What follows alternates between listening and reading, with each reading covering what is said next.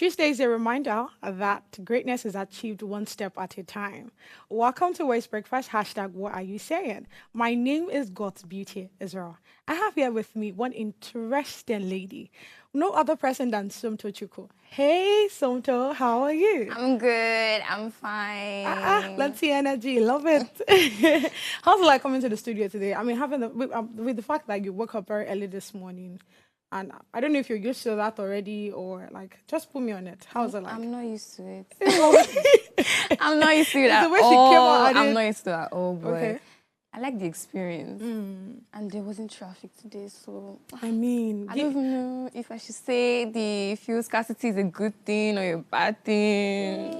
everything that has advantage in Nigeria definitely does have a disadvantage, of course.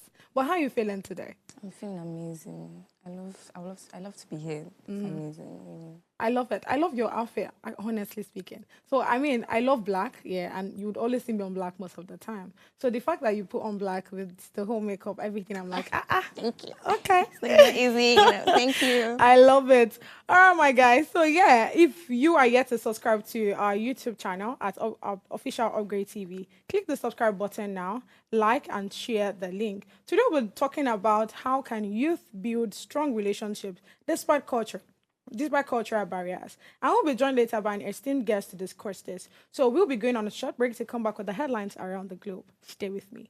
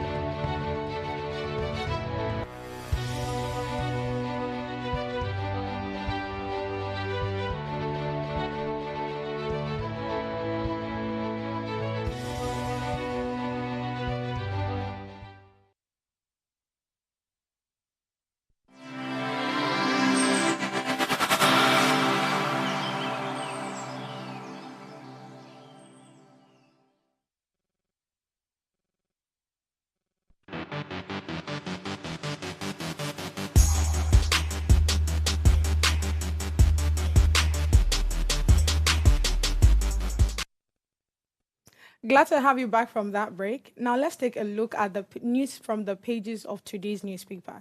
So today would take the Punch and the New York Times. So Somto, please take us on the Punch newspaper. Sure, I would.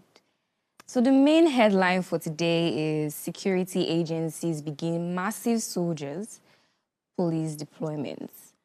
Under that we have NPF places operatives on red alerts, NCOS forfeits custodial centers, NSCDC CDC deploys 30,000 personnel. Beneath that we have Tinubu means well, let's give him time to rescue Nigeria. This was said by Tunji Ojo. Then beside that we have NIN linkage, NCC, other SIM restoration as angry subscribers protest. Under that we have Keyamo direct suspension of NAMA's 800% charge hike. Under this we have PSC invites 10,000 new constables for 10 August. Beside we have 32 are arrested for attacking the FG inspection team. Then Abuja politicians fueling banditry, says Benway. Yeah. On top of the newspaper, we have Labour excited as Tinubu signs 70,000 minimum wage bill. Beside it, we have Zenith Bank to raise 290 billion fresh capital. This was given by the Punch newspaper.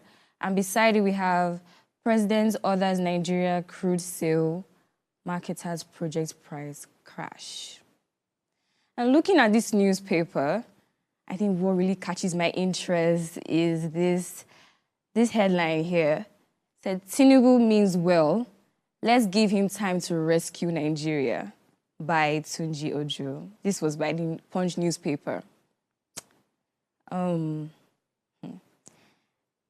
Ojo, he made this statement or gave us this idea on Channels Television News on Sunday. And then he said, he brought you back to the complexity and historical depth of Nigeria. This is the reason for our economic issues today. So he's practically kind of blaming today's issues on our past accumulated problems. And he's saying that we should give our lovely president, Bola Tinubu, a chance to make a difference instead of condemning his work. And he made this particular, they quoted him, I don't really know, but he said, Mr. President, to the best of my knowledge, never campaigned to be a magician. He campaigned to be a statesman. He campaigned on the basis of renewed hope. So that's really just it. He's really saying we should really give our president a chance, and that's it. What do you think about that? Well, I mean, I feel like we've been giving him a chance, and we will still give him a chance. It's not like we have a choice, honestly speaking, because he's the president here, and he has more years to go. So I think we should just probably support him, support him, give him our best shot, and always remind him, because, I mean, we are all humans here, but always remind him that, Oga, see, there's hunger in the land. Oga, see, there's this in the land. We're having issues eating. We're having issues taking care of ourselves and all of these things. So I feel like probably having to always, I mean, that's why there's a protest here. So this protest will now is to just keep the government informed about the problems the citizens are facing, we citizens of Nigeria are facing, so that they can continue. Now, blaming whatever that's going on the previous, on the previous presidents or the previous governments that's coming, I think it's a 50-50 thing, because the truth is, I mean, just like they say, Rome is not built in a day. So that's just how it is. If we have a certain government that doesn't take care of the people, but instead take care of themselves, make sure that their pocket is filled before they start even checking the needs of the people, we'll keep having this kind of issues. So instead of us now apportioning blames to the previous government, I think what the Tinubu regime now and what this recent government should be doing is try to work on what has not been done in the previous years and start implementing it. So that's what I would say for the Punch newspaper there. So let's quickly go over to the New York Times. Right side of the newspaper has diplomats race to reduce risks of a wider war, rockets from Lebanon. All right, but the left side has Rally Mogul clocked and mystery spent millions to back Trump. Next to that, a pool of contenders in fellow attorney generals. All right, so beneath that, we have past comment fluster Vance at Democrats go on offense. And next to that is the last headline on the newspaper, and it goes, arrival of F-16s may not solve Ukraine's challenges in the skies. All right, the headline I want to quickly touch on is the headline that says, a pool of contenders in fellow attorneys general. All right, so when President Biden chose Kamala Harris as his vice presidential running mate, he actually took that due to the influence his late son, that has due respect for her work, that's Kamala's work as a state attorney general. All right, now that Kamala Harris is considering a running mate for herself, she's looking at former attorney general's lawyers who have held top legal positions in their state as potential candidates. So the people that she's looking at Roy, she's looking at Andy, and she's looking at Josh. So these are the governor of North Carolina and the rest of that. So now the significant reason why Camilla is picking this person is one of the reasons is because they have experience in law and government, similar to that of she too. She's also like an attorney general. Then the next one is for their political strength. I mean, having been governors of their state, it shows that they know what the politics is about and how they will be able to rule if any of them is trading for as a running mate. Yeah. Then the last one is of various advantage such as stability or appeal to battleground regions. So in essence, Harris is considering fellow former Attorney General as her running mate, each bringing valuable experience and regional influence.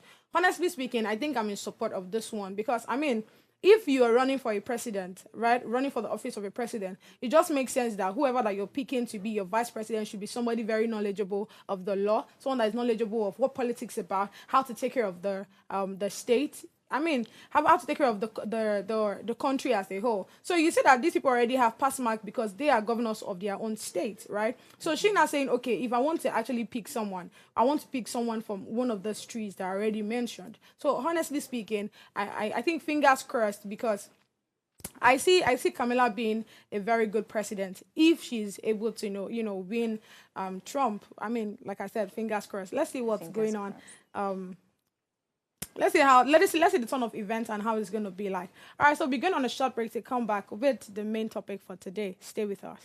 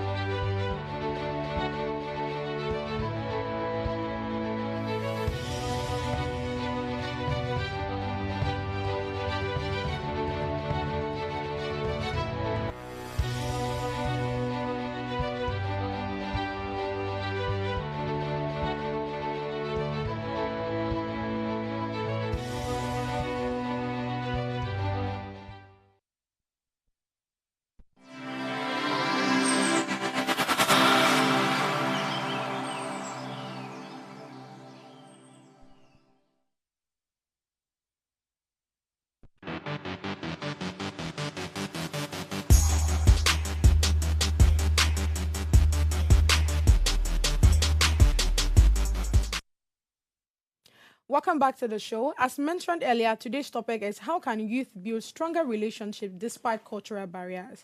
In our globalized world, forging strong relationships across cultural barriers is essential for fostering unity and understanding. Today, we'll explore how young people can effectively navigate these challenges and build meaningful connections despite cultural differences. Joining us to explore this topic is Aminobi Kimberly, a rising star in the entertainment industry known for her exceptional talent and magnetic presence. With a dynamic career spanning acting, presenting, and writing, she has captivated audiences and made a remarkable impact. Please join me in welcoming Aminobi Kimberly. Hello, good morning. Good How are morning. you? You know how I am. You make me not sleep. You make me not have Right. sleep. I know, I know, I know. Okay, so let's quickly talk about the main topic today because I mean, if you look Yeah. at our country right now, you see that maybe I think for the recent generation, we've tried as much as possible to bring like a togetherness. So you see Igbo person getting married to a Yoruba person, which is something that doesn't happen often. Like if you spoken with the baby bumpers, like that's the older generation, you will see that they have a different perspective to anything that has to do with culture, right? They believe that, in short, I think I was having a conversation with the ladies as about last week, and you hear cases of, oh, my mommy said that you should not get married to someone from Ijebu, but you're actually Yoruba. So why can you that is Yoruba not get married to another person that's Yoruba? Do you get what I'm saying? So it just I feel like there's a whole lot of things that we need to work on. I feel like there's a whole lot of stereotype that needs to be changed. We need to start learning a lot of things. But that's why we have you as the expertise in this game, so that you explain to us on how best we can, navigate and and foster more unity and instead of division. I think we even have a best example. You see, the protests coming. You see togetherness, everybody coming together for one goal. I feel like we should start seeing a whole lot of that in Nigeria. So this is me now asking you that what are the causes, the main cultural barriers that you'd face in building strong relationship, and how can these barriers be effectively overcome? Okay, thank you for that question. But let me correct you, I'm not an expert. Ewo. I'm only going to talk from experience. No wahala, ma. Whatever. Let's go. Good. Okay, so I'm going to list out like 8 key factors that the youth should look into when it comes to this whole cultural barriers. Okay. So the first is open-mindedness and respect. Like, I feel everybody going into a relationship should always have this. If there's anything I've learned in the past years from relationship, don't go into a relationship expecting, because you get hurt at the end of the day. I had to learn how to kneel down. In my culture, I don't kneel down to greet elders, but I dated a man who was Yoruba, and I had to learn how to kneel down. The first time I greeted his mom, I greeted her, I did kneel down, and she didn't say anything. The second time she said, no, kneel down and greet me. Oh wow. That's, you should. So I started subconsciously now, even when I see other people, I kneel down to greet them, because now it's already infused in me, and I would continue to act like that when I see an elderly person, even if the person is not Yoruba. But I have that training now to kneel down to greet elders. So people should learn to, learn your partner's culture, learn things that, will make the relationship flow. Because when I go on Instagram and I see stories on Dear Jero, we have situations like this. Oh, my husband's or my fiance's mother says she doesn't want an Igbo girl. He's Yoruba and Igbo. She doesn't want that. And I think another thing boils down to our parents. They need to understand that the world is, we're evolving. We see Americans getting married to Koreans. We see Chinese getting married to Germany. You see, there are mixed races everywhere. Nigerians are getting married to Koreans. Nigerians are getting married to... So why is it in your country you're trying to, separate, oh, you're Igbo, you can't marry a Yoruba girl, you're a Yoruba boy, you can't bring a Yoruba girl to the house. It starts with our parents at the end of the day. And most people want to, suit their parents and not go away from that part of saying... there's some parents when they say, oh, when you go against your parents, your marriage will not go well. There are all these superstitious things around it. So it still boils down to, our parents. It has nothing to do with us, really.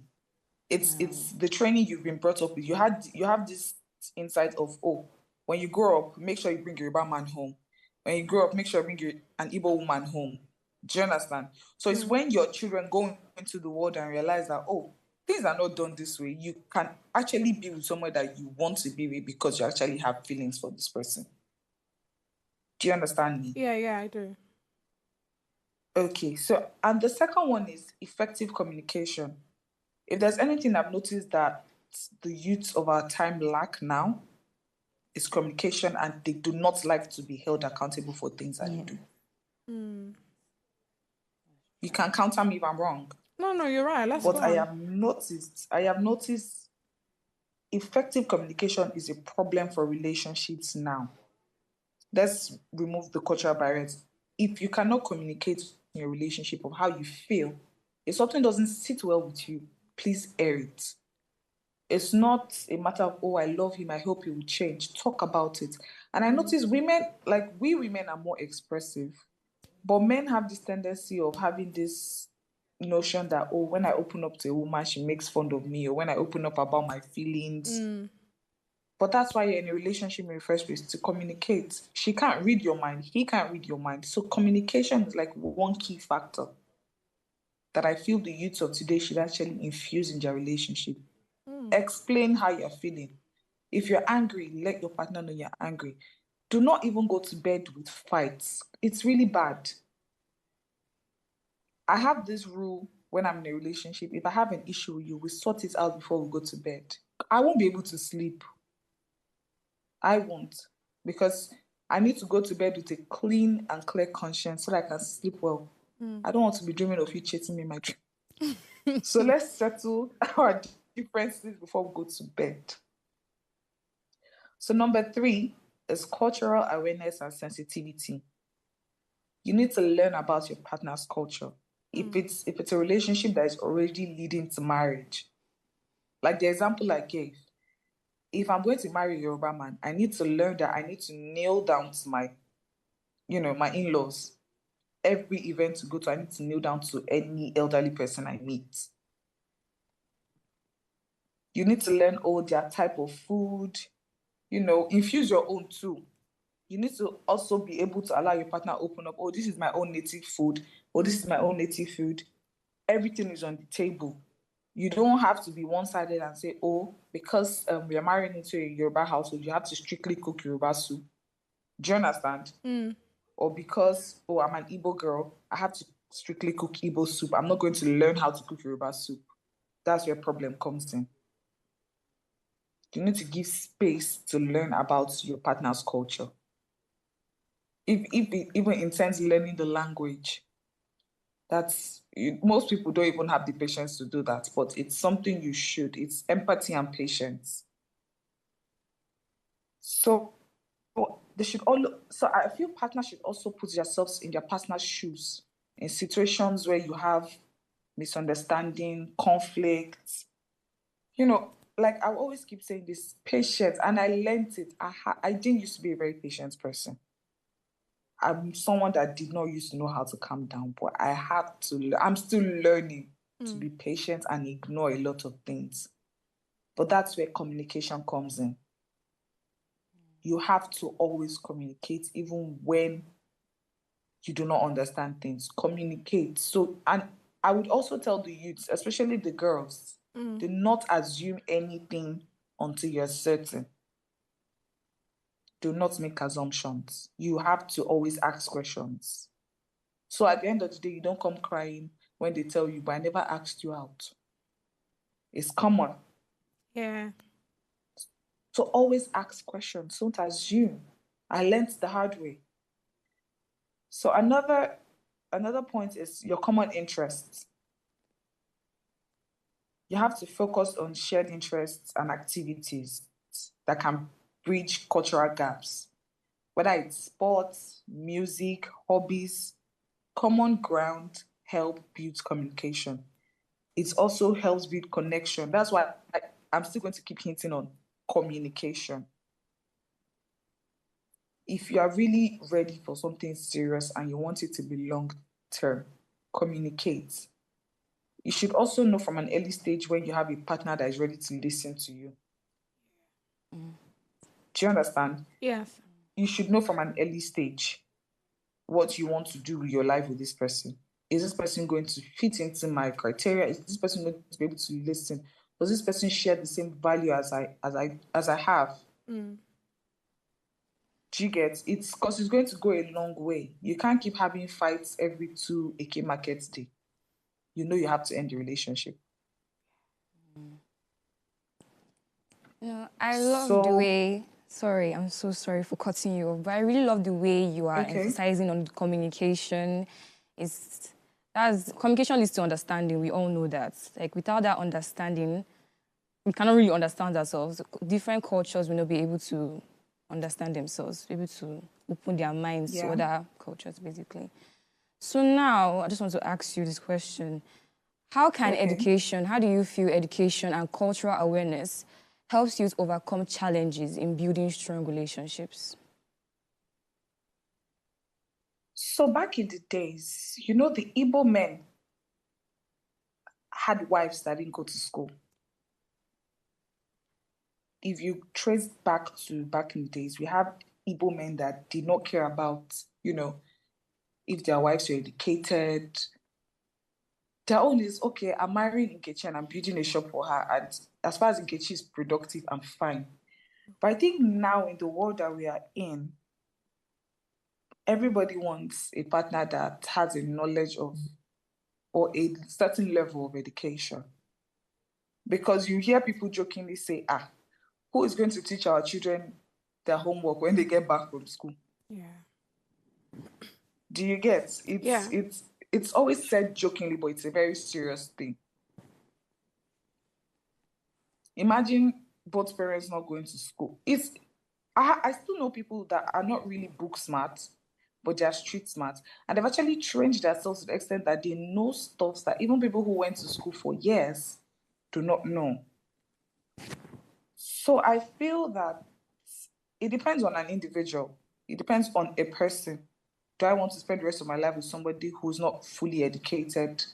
Or do I want to spend the rest of my life with someone who has a certain level of education?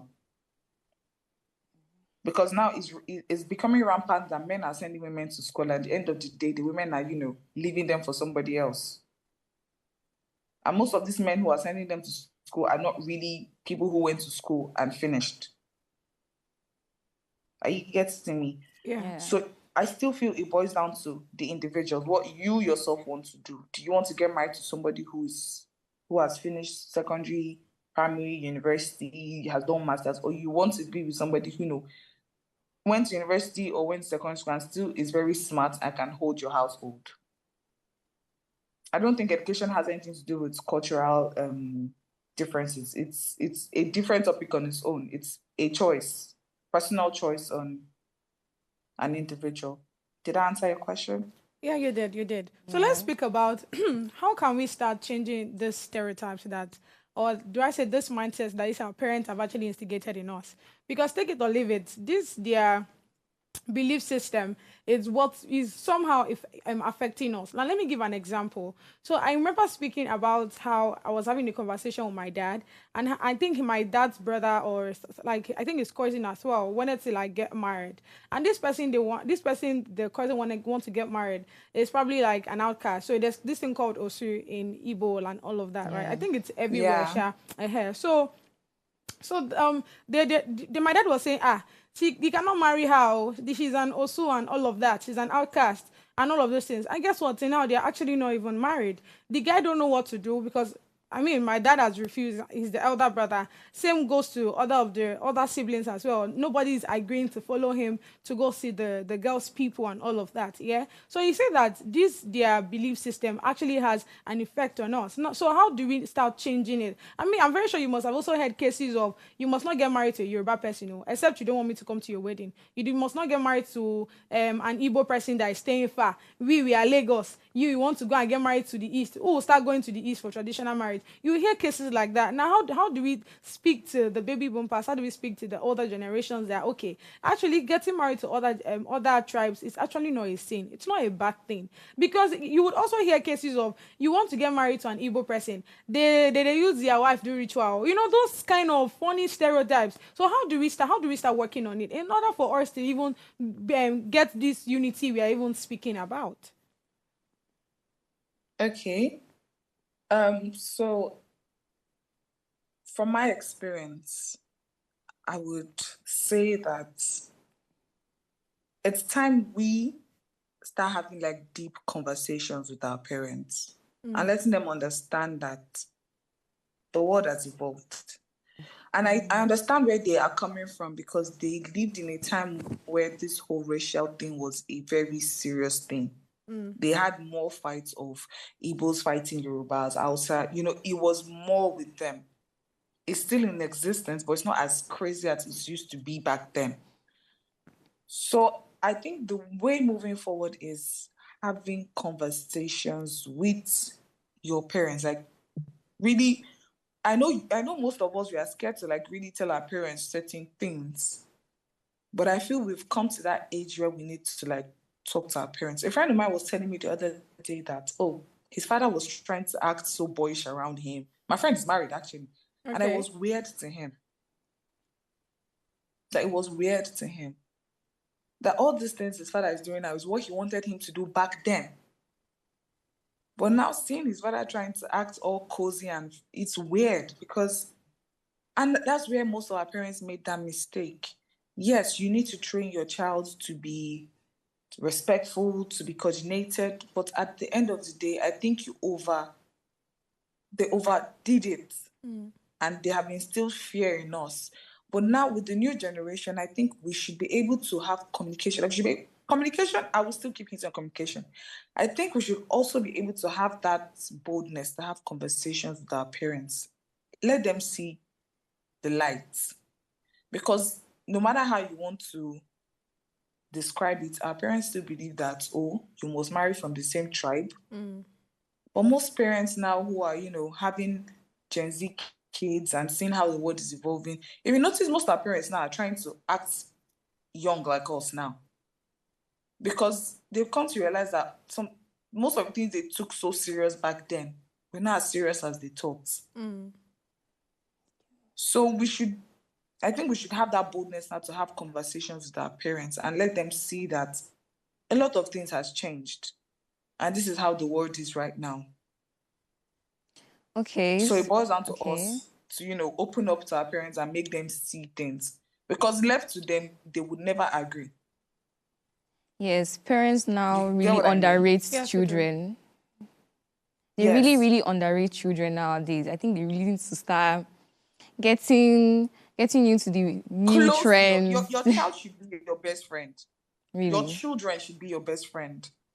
They should. I grew up in a household that my mother was so... I'm grateful for how she trained me, and I'm grateful for how I've turned out, because I'm very sure if she didn't train me in that light, I might have, diverted into another path. I'm grateful, but I wish she was more of my best friend than a dictator. I understand. I really do understand. So how do you feel, like, what role do you feel cultural stereotype plays in this youth relationship and cultural barriers?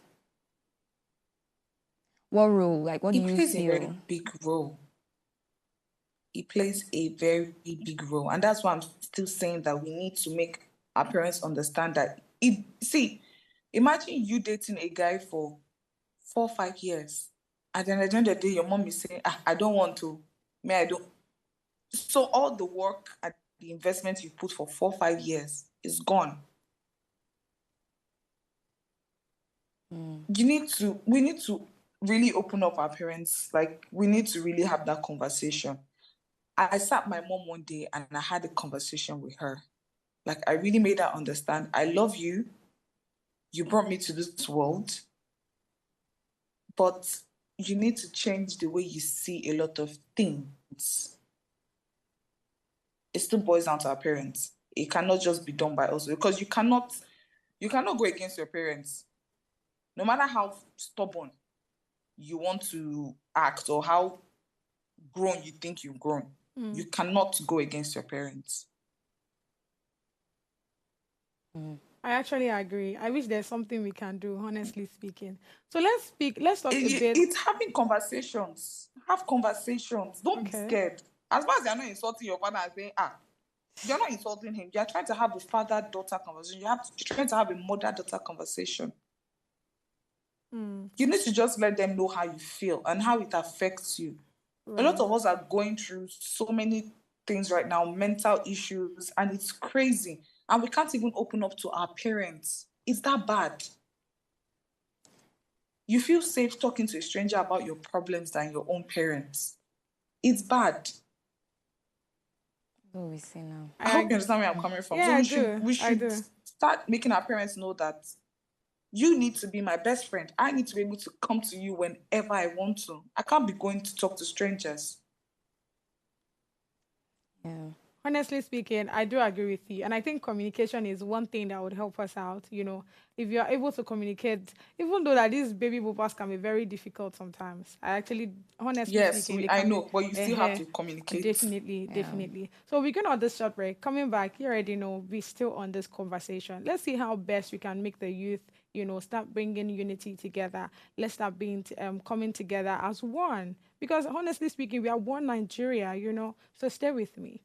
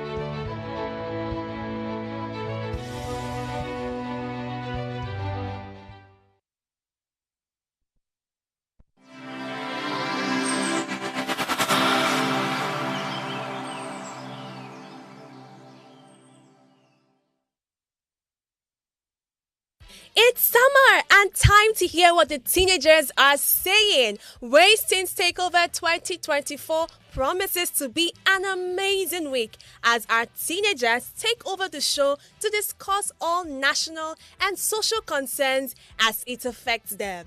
Join your faves from last season: Alpha, Yasmin, Adora, Salma, Morolake, Ezinne, Ite, and watch out for the new additions to the team: Barisudo, Letam, Oluwajeriarare, and Oluwatominini.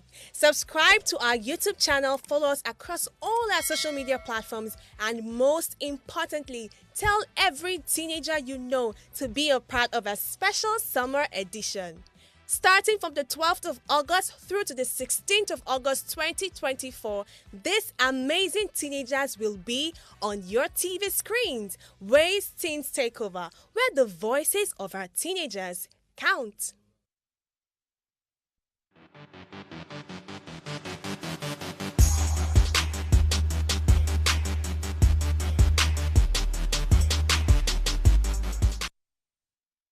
Welcome back to the show. So it's still Waste Breakfast, and we're talking about how best we can get our youth, to foster, unity and peace. Because I mean, just like I've said, right, the baby boomers, the mindset, the stereotypes, and all of those things are really hitting on us. So I mean, just like our guest has said, to proper communication, being able to communicate with them. Like I said, even though we know that communicating with this person sometimes can be very difficult, but I mean, that's why we have her on here on standby, so that she can help us on how to navigate this road that is not clear. All right. So I want to quickly ask. I want. Okay, you so want I to say don't want our something? viewers to get confused. I don't want our viewers to get confused about the term relationship. But we're not really talking about just men and women. We're talking No, about sure. generally youth. So Definitely, we're talking definitely. we're not just talking about boyfriend and girlfriend. We're talking about building relationship with random people. Yeah. I was attacked on Instagram last week on the comment section. Oh wow. When GRV was talking about he was talking about something, and a guy made a comment, and he was already making the whole situation about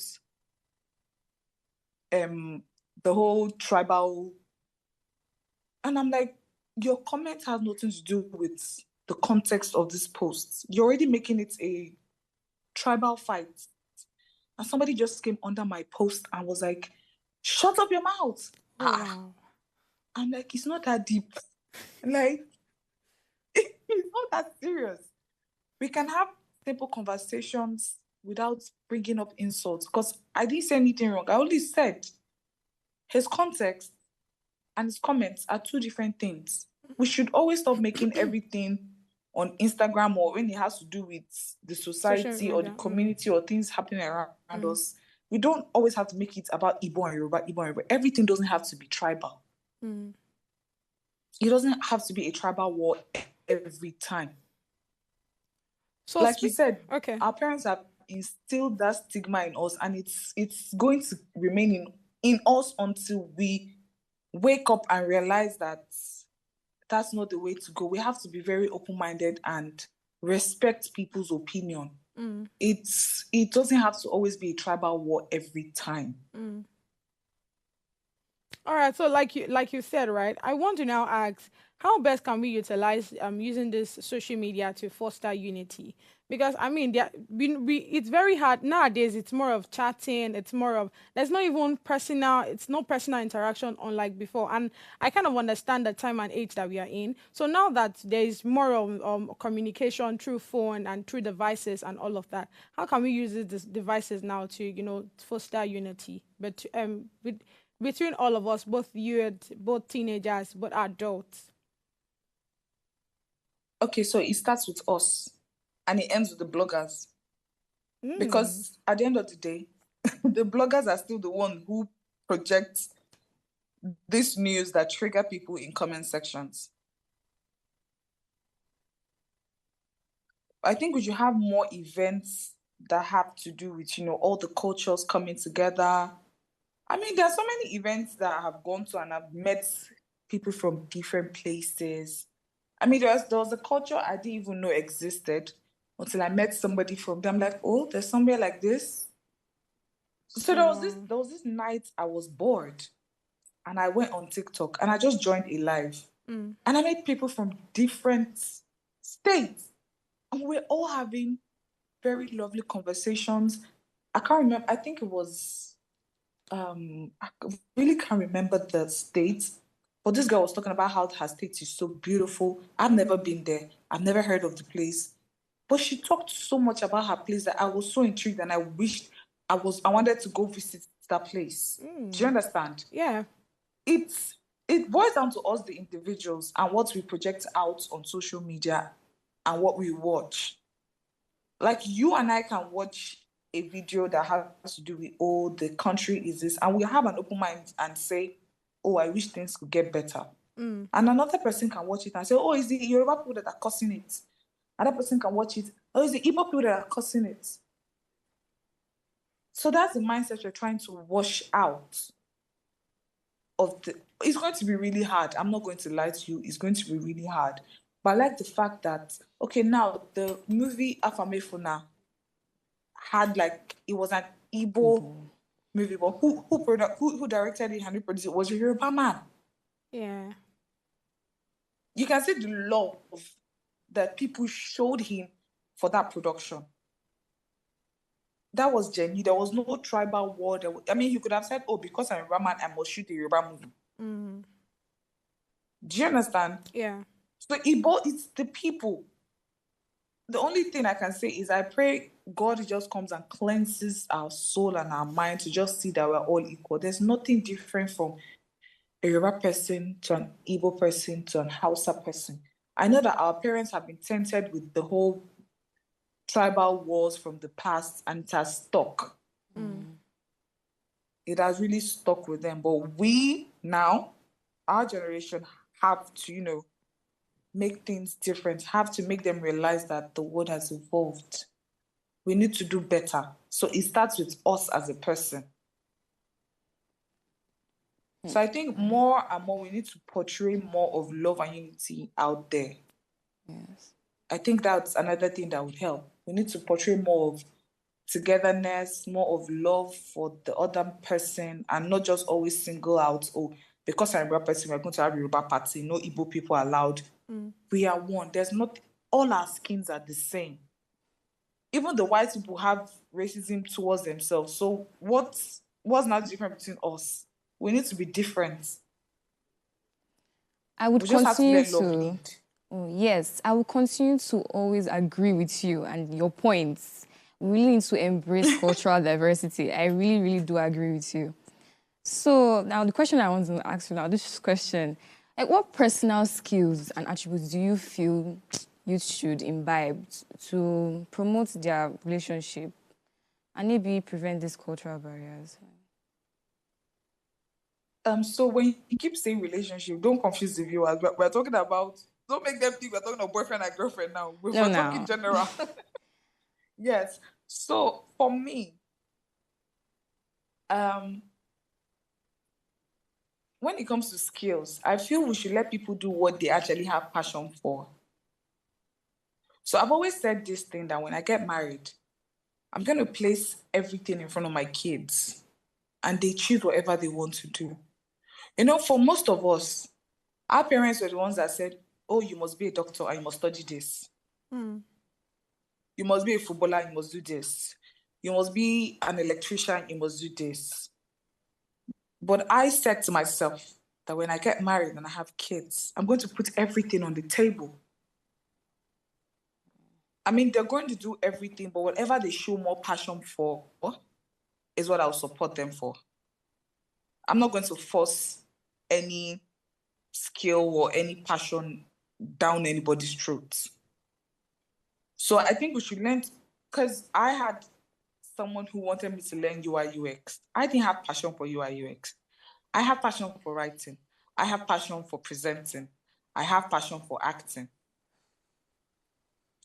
So I just feel when a person you're with, or a friend or a spouse, is showing interest in a particular kind of skill or showing a particular kind of interest in one thing they want to do, I feel you should just support them and not try to sway them away from it. That's a mistake most people make. All right. So we've spoken a Like bit. if my Okay. baby here wants to do cooking, and I'm telling her, do you even know how to cook? You don't even know the quantity of salt and maggi to put in food. What do you know in cooking? My friend go and learn hairdressing. She doesn't have passion for hairdressing. She has passion for cooking. So I have to support her in that light. Oh, she wants to cook. Make her go to classes, sign her up for culinary schools. Do you get? Just show support to whatever anybody chooses that, oh, this is a skill I want to go and learn. I mean, the essay the president did, there was this leather factory that they did like free training for like 100 people. And people that really wanted to learn about leather making and bag or shoes went for it. You can't drag me that I don't have interest in learning this thing to go and do it, because I would not pay attention because I don't have passion for it. But people that really wanted to showed up for it. So if you have your spouse, you have your friend showing an interest in a particular kind of skill, support them because they have the passion to do it. Do not try to talk them down from going for what they want to do. Okay. Did I answer your question? Yeah, you did. You Yes. did. So let's talk a Yes, bit, you because did. we've been on the youth, we've been on the parents. Let's talk about the government now. What do you think the government should do in order to foster unity among the citizens of Nigeria? I mean, I remember the time where President Tinubu, right, changed the national anthem, and how we now got this new one, that's Nigeria We Hail Thee. I remember going through like the comment section of people, all of when everybody took that change very high and all of that. And many people of the opinion, of the mindset that, okay, taking us back to this national anthem, right? Look at the Colonial words. times. Yeah, look at the words. It's giving a whole lot of it's giving a whole lot of tribal difference and all of that. It's more like the president, according to them, it was more like the president is pushing it to their faces that, oh, we are totally different, our cultures are different, and all of that. So how do you think what's the government role in fostering unity among citizens of Nigeria? Okay, so I had this same conversation with a friend of mine. Okay. Like I already gave an example of the SSA of the president doing this whole letter thing. I think the governor and the president should do more of these programs for youths that are really just idle. Because you and I have a job. We don't have that time to be on the streets doing illegal stuffs. So I feel if they open more centers for all these youths who really want to learn, because trust me, most of these boys on the streets, most of these girls on the streets want to learn a skill. They want to learn a trade. They want to learn stuffs, even if they didn't go to school. But they want to learn how to sew. They want to learn how to, make hair. I think the governor and the president should do programs like this to take most of these youths out of the streets. Be the person Yoruba, be the person Hausa, be the person Igbo. Bring us all together. They shouldn't make it, because the president is Yoruba, only Yoruba people are going to benefit from this.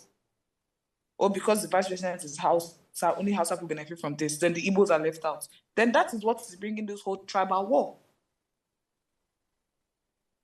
Everybody should be under one canopy.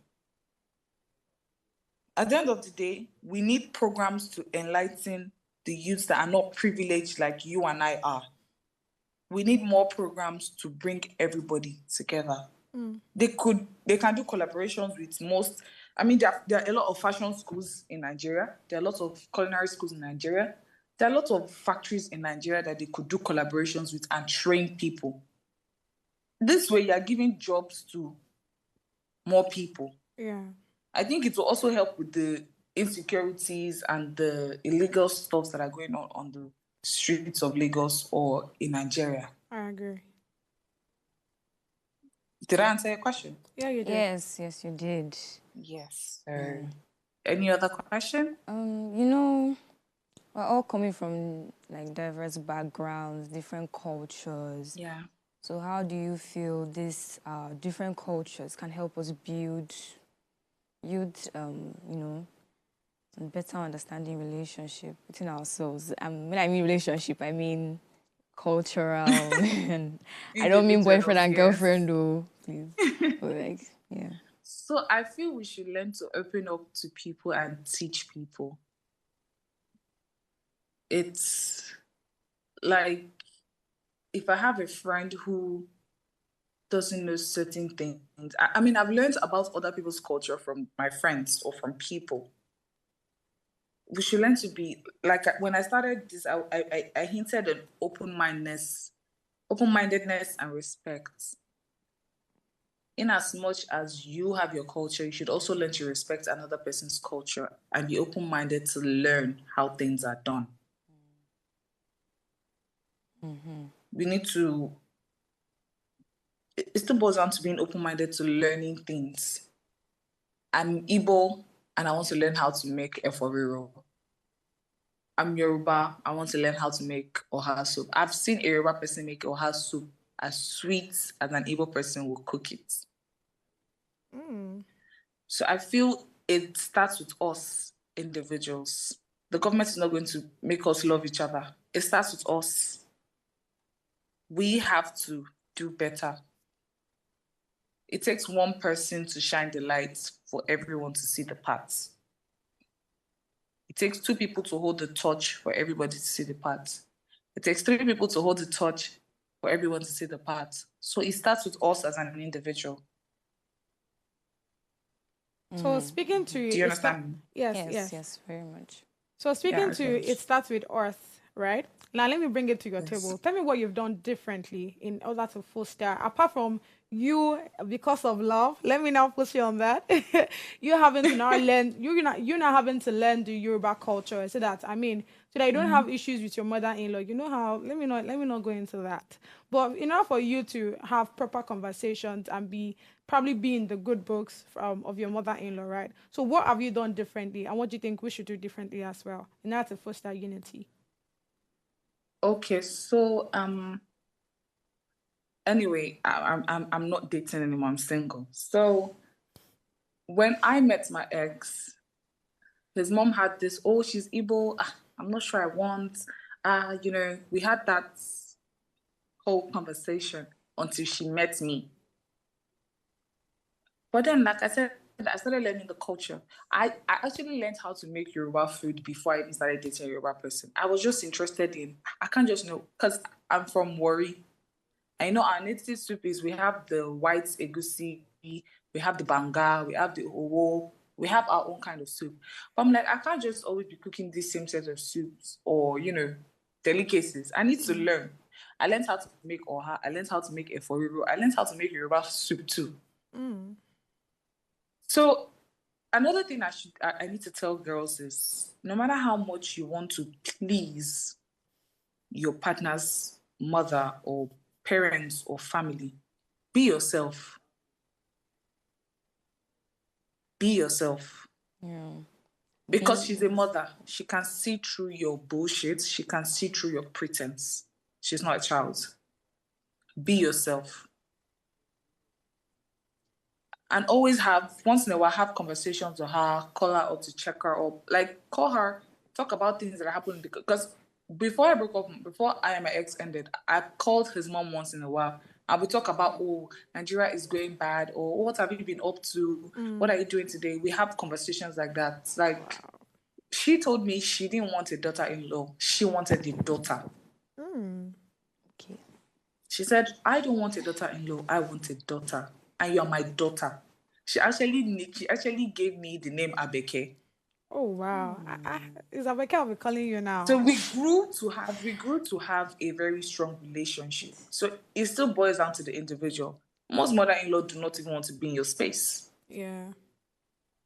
But she was open to learning about this person in her space. She was open to communicating with me. She was open to, Love it. because when it's hot, you might not be able to take it. Right.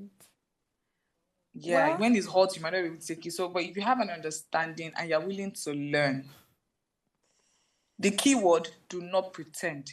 Be yourself. But please, if you're a witch, pretend. And learn how to have good character around her. Because she will see through it. She will surely see through it. You cannot hide that kind of character, trust me. She will surely see through it. All right, so we've come to the end of the show today. Thank you so much, Abike. Like, no, Abike, I'm gonna call you now. No, it's Abeke. Don't Okay, it's call my name. Abeke. Sorry. Abeke. Okay, Abeke. Oh yeah, now. Thank you so much, Abeke. Thank you so much for joining us. Thank you so much, Somto, for joining me. So, and that is it for today's episode. Do join us again tomorrow. Till then, do enjoy the rest of your day.